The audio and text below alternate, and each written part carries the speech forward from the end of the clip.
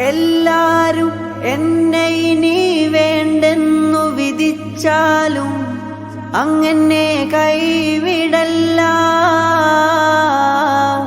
ഇല്ലാരും വേറെനിക്ക്, ഇല്ലാരും വേറെനിക്ക്, അങ്ങല്ലാതെ തുണക്ക്.